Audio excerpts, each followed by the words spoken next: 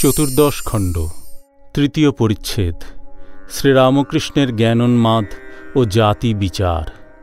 শ্রীরামকৃষ্ণ বলিলেন, শ্রীমতীর প্রেমোন্মাদ আবার ভক্তি উন্মাদ আছে। যেমন হনুমানের সীতা আগুনে প্রবেশ করেছে দেখে রামকে মারতে যায়। আবার আছে জ্ঞানোন্মাদ। একজন জ্ঞানী পাগলের মতো দেখেছিলাম কালীবাড়ির সবে প্রতিষ্ঠার পর। লোকে বললে রামমোহন রায়ের ব্রাহ্মসভার একজন এক পায়ে ছেঁড়া জুতো, হাতে কঞ্চি আর একটি ভাঁড় আঁপচারা গঙ্গায় ডুব দিলে। তারপর কালীঘরে গেল। হলধারী তখন কালীঘরে বসে আছে।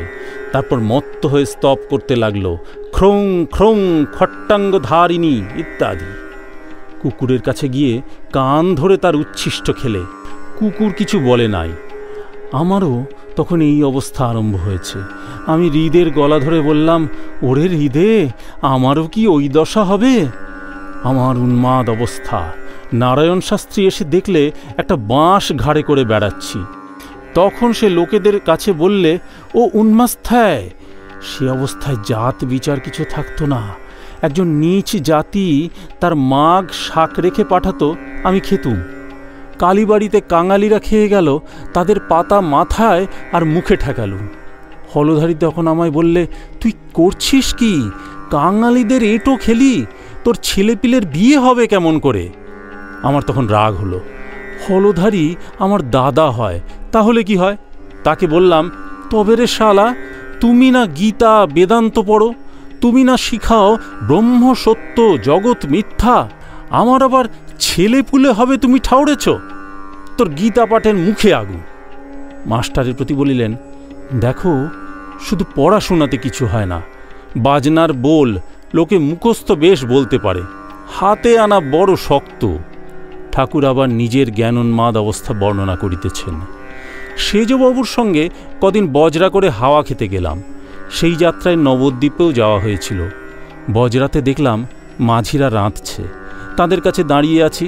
সেজবাবু বললে, বাবা, ওখানে কি করছো? আমি হেসে বললাম, মাঝিরা বেশ রাঁধছে। সেজবাবু বুঝেছে যে ইনি একেবারে চেয়ে খেতে পারেন, তাই বললে, বাবা, সরে এসো, সরে এসো। এখন কিন্তু আর পারি না। সে অবস্থা এখন নাই। এখন ব্রাহ্মণ হবে, আচারী হবে, ঠাকুরের ভোগ হবে, তবে ভাত খাব। কি অবস্থা সব গেছে দেশে।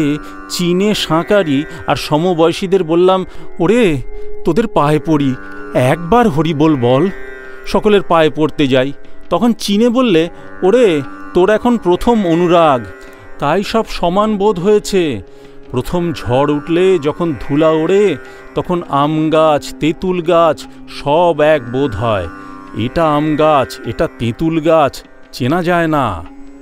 একজন ভক্ত বলিলেন, এই ভক্তি উন্মাদ, কি প্রেম উন্মাদ, কি জ্ঞান উন্মাদ সংসারী লোকের হলে কেমন করে চলবে?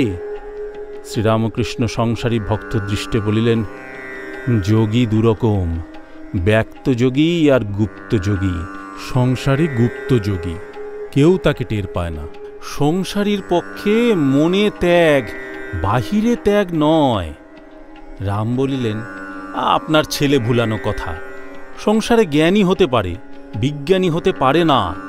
শ্রীরামকৃষ্ণ বলিলেন, শেষে বিজ্ঞানী হয়, হবে, জোর করে সংসার ত্যাগ ভালো নয়। রাম বলিলেন, কেশব সেন বলতেন, ওর কাছে লোক অত যায় কেন?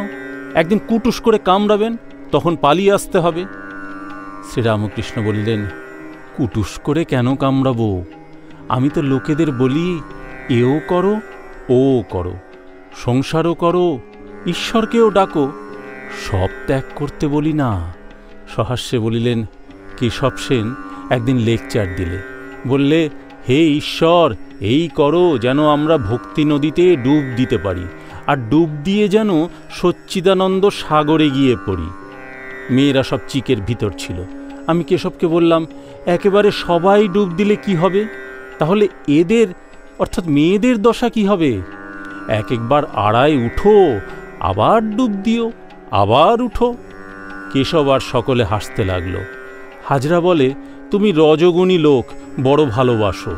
যাদের টাকা কড়ি মান সম্ভ্রম খুব আছে। তা যদি হলো, তবে হরিশ, নোটো ওদের ভালোবাসি কেন? নরেন্দ্রকে কেন ভালোবাসি? তার তো কলা পোড়া খাবার নুন নাই। শ্রীরামকৃষ্ণ ঘরের বাহিরে আসিলেন ও মাস্টারের সহিত কথা কহিতে কহিতে ঝাউতলার দিকে যাইতেছেন। একটি ভক্ত গাড়ু ও গামছা লইয়া সঙ্গে সঙ্গে যাইতেছেন। কলিকাতায় আজ চৈতন্য লীলা দেখিতে যাইবেন, সেই কথা হইতেছে। শ্রীরামকৃষ্ণ মাস্টারের প্রতি পঞ্চবটীর নিকট আসিয়া বলিলেন, রাম সব রজগুণের কথা বলছে, এত বেশি দাম দিয়ে বসবার কি দরকার? বক্সের টিকিট লইবার দরকার নাই, ঠাকুর বলিতেছেন।